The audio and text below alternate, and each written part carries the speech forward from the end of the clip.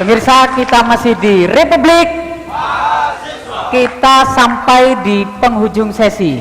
Pada sesi ini kita mendengarkan closing statement dari semua narasumber. Saya beri waktu untuk Garda Bangsa pertama. Saatnya peran Kiai NU harus dipublikasikan, karena penilungan sejarah merupakan pembodohan dan pengkhianatan terhadap bangsa ini. Maka resolusi jihad disinilah menjadi momentum kekuatan kita. Terima kasih. Monggo, Mas. Ya, saya cuma sedikit menambahkan, kalau tadi ada sempat muncul pertanyaan, lalu kontribusi atau apa yang sudah diperjuangkan oleh anak-anak muda NU selama ini terhadap proses kesejarahan resolusi jihad, kemudian seolah-olah terakhir ini kemudian begitu kencang menyuarakan. Sebetulnya pada tahun 2011 kita sudah konkret ketika teman-teman melaksanakan kirab resolusi jihad, start mulai dari Jalan Bubutan kemudian finish di Tugu Proklamasi. Pada saat itu kita langsung serahkan sebuah rekomendasi kepada Presiden. Jadi agar resolusi jihad itu diakui sebagai sebuah proses kesejarahan yang kemudian dinyatakan, tidak hanya sekedar sebuah pengakuan informal yang tidak berbicara apa-apa begitu. Ke mahasiswa. Kalau saya selaku PMI mengatakan bahwasanya dengan tegas kita harus melanjutkan sebuah estafet dari perjuangan-perjuangan para pendahulu kita. Kalau dulu saya katakan Kiai Haji Hasyim Asy'ari, Bung Tomo sakit jiwanya, sakit raganya dan berdarah-darah mempertahankan NKRI. Tapi sekarang mahasiswa mengatakan sakitnya tuh di sini. Ini pemuda apa macam ini, sahabat-sahabat? Sakitnya tuh di sini. Ya. Siap. Mahasiswa S2. Terima kasih. Jadi sudah saatnya hari ini generasi muda bangsa melihat bagaimana perjuangan kaum santri dan warga Nahdlatul Ulama, maka sudah saatnya kita harus lebih keras berjuang untuk melawan para penjajah di negara kita. Artinya resolusi jihad hari ini adalah melawan para penjajah-penjajah di bangsa kita. Terima kasih. Kepada Pak Zainal, ini tadi kan jenengan siap menjadi memfasilitasi dan sebagainya, ternyata sudah panjang itu dilakukan oleh Gerakan Muda Nahdlatul Ulama termasuk PKB. Monggo. Terima kasih. Kembali saya sampaikan bahwa resolusi jihad itu fakta sejarah.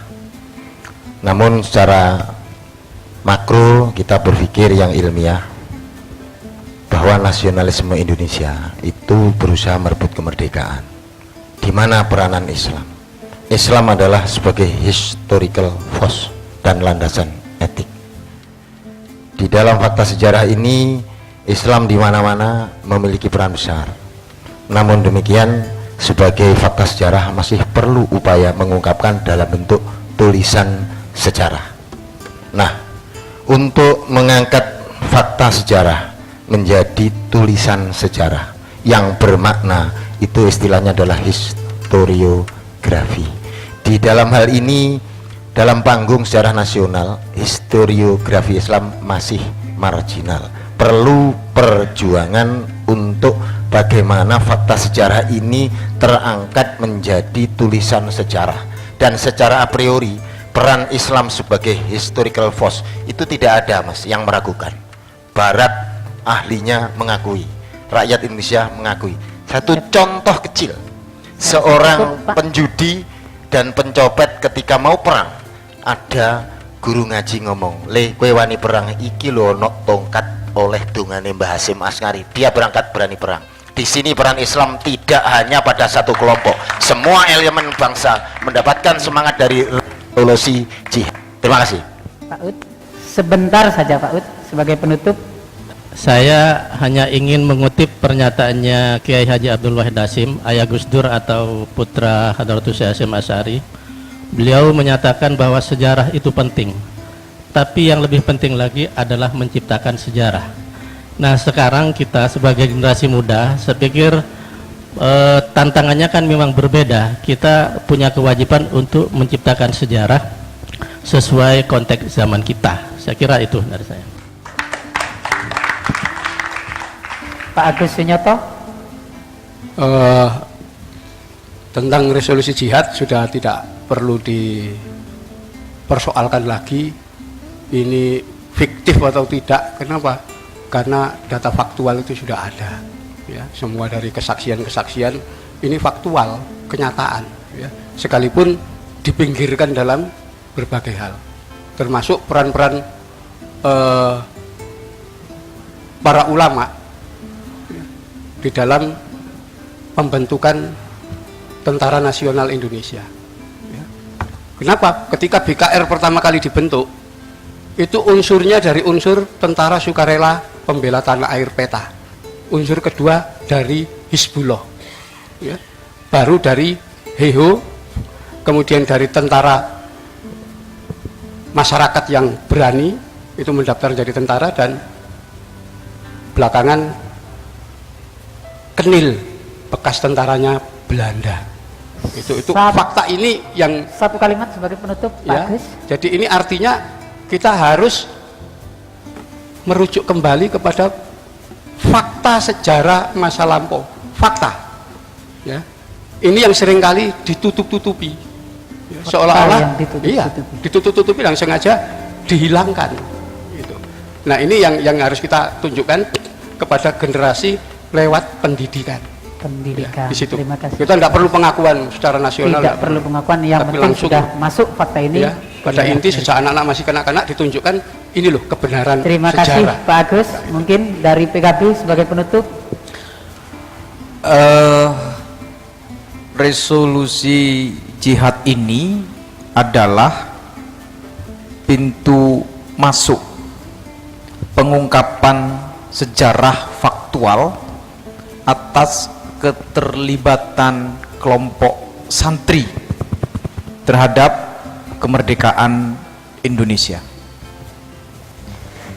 Baik pemirsa, ada dua cara dalam memahami sebuah kejadian atau sejarah. Pertama, kita harus yakin bahwa di dunia ini tidak ada mukjizat.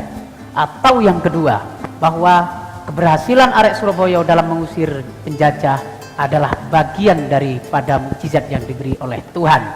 Dan mukjizat terbesarnya adalah resolusi jihad itu sendiri. Kita sampai di sini pemirsa, kita berjumpa kembali di Republik Mahasiswa minggu depan. Sekian dari kami, wallahul muwaffiq ila aqwamit thoriq. Wassalamualaikum warahmatullahi wabarakatuh.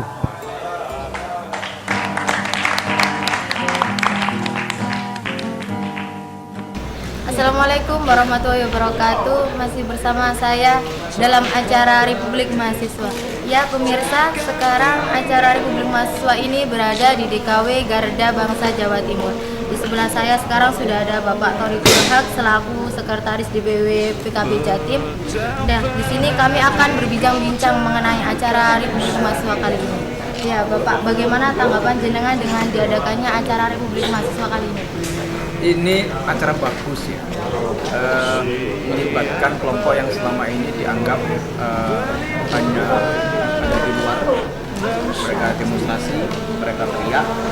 Nah, forum ini mengemas peran-peran mereka yang selama ini berada di ekstra parlemen, ekstra kebijakan menjadi bagian tak terpisahkan dari ruang publik.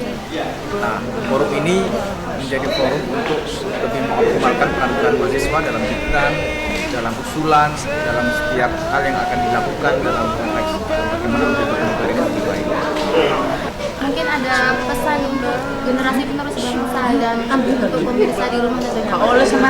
Oh ya, tentu ada. Saya sebagai generasi muda dan juga alumni dari para santri, pada kesempatan ini saya mengingatkan dan juga mengajak kepada generasi muda dan juga para santri untuk bisa menghargai jasa para pahlawan. Karena apa? Dengan menghargai jasa pahlawan, bangsa ini akan besar, akan lebih dihargai dan juga diperhitungkan oleh negara-negara lain. Tentu potensi ataupun mutu daripada generasi muda akan semangat untuk berpacu dalam dunia internasional. Untuk itu sekali lagi saya mengingatkan kepada generasi muda, jangan melupakan jasa para pahlawan. Khususnya dalam hal resolusi jihad ini, kita perlu mengapresiasi kepada beliau-beliau yang telah memperjuangkan terjadinya resolusi jihad, walaupun beliau-beliau ini jelas tidak ingin jasa-jasanya itu ditulis dalam sejarah atau mendapatkan penghargaan. Ya pemirsa, demikianlah perbincangan saya dengan Sekretaris DKW Garda Bangsa Jawa Timur dan Sekretaris DPW PKB Jawa Timur. Jangan lupa tetap saksikan Republik Mahasiswa di minggu-minggu selanjutnya. Saya Mesara Bintas Azara undur diri. Wallahu muwaffiq ila aqwamit thoriq. Wassalamualaikum warahmatullahi wabarakatuh. Hidup mahasiswa. Tanah gugur pahlawanku, tunai sudah janji bakti. Gugur satu tumbuh seribu, tanah air jaya sakti. Betapa hatiku takkan pilu telah gugur